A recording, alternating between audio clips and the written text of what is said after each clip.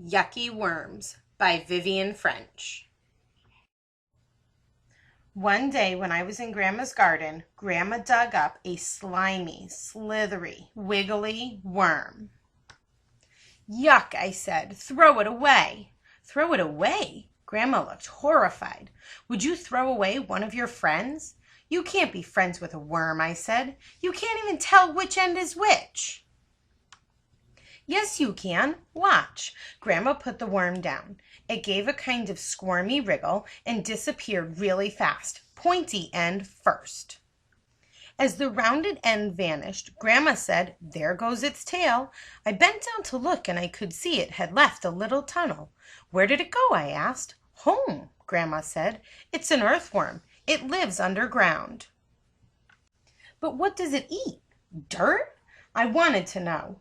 "It eats tiny, tiny stones and bits of dirt," Grandma told me. "But worms eat other things, too, like rotting leaves and flowers and fruit and dead insects.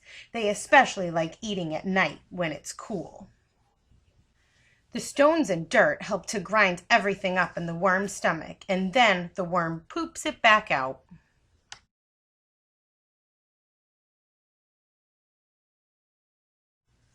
Grandma pointed at the flower bed. "Look, can you see?" I bent down and I saw what looked like a weird, long, curly worm made of dirt. "That's worm poop," Grandma said. "It's called a cast. You know when you recycle things? Well, worms do it too. There's still a lot of goodness left in the things a worm eats, and when the goodness comes out again as poop, it helps plants to grow big and strong. And as the worms move around under and on top of the soil, the poop gets spread around the garden. That's why worms are my friends." Grandma gave me a thumbs up. "And it's not just their poop that's good for plants. The tunnels they dig loosen the soil so roots can stretch out and air and rainwater can get in."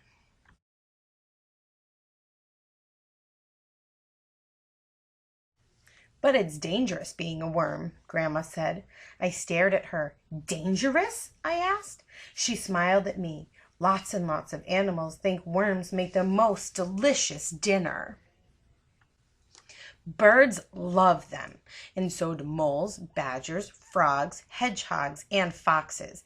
Even some slugs eat worms, and human beings accidentally slice through them with spades and spike them with forks. It's a tough life." "Cutting them in half doesn't hurt them, Grandma," I said. "They just turn into two worms and keep on growing." Grandma shook her head. "Poor worms. Lots of people think that, but it's not true." She put her fork down. "Time for a snack." Grandma had tea, and I had orange juice. "Can I dig up a worm?" I asked. "If it rains," Grandma said, "the worms will come up on their own." I took a cookie. "What if it doesn't rain?" Grandma winked at me. "We'll use the watering can and pretend." I finished my cookie as fast as I could. "Can we trick the worms now?" Grandma filled the watering can and I watered the ground. Then I stood back. I didn't want worms chewing at my shoes. "They only put their heads out," Grandma promised, "and it'll be a while before they do." Grandma was right. I had time to eat 2 more cookies before she said, "Look!" "Wow," I said. I could just see the tip of a worm above the ground. "Now watch this."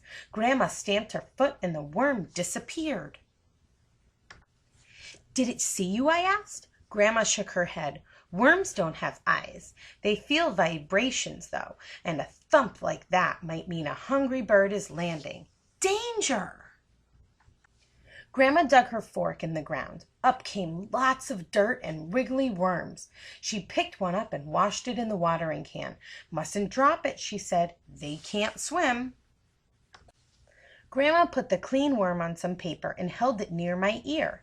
I could hear a tiny rustling noise. "What's that?" "They're covered in little bristles," Grandma said. "The bristles in their muscles help them move." "I've got muscles too." I bent my arm so Grandma could see. "If you've got so many muscles," she said, "maybe you'd like to help me plant my sunflower seedlings." "Okay," I agreed, and then I thought of something. "When I go to school on Monday, I'm going to say that I've got lots of new friends." Good idea, Grandma said. But, I said, I might not actually say they're worms.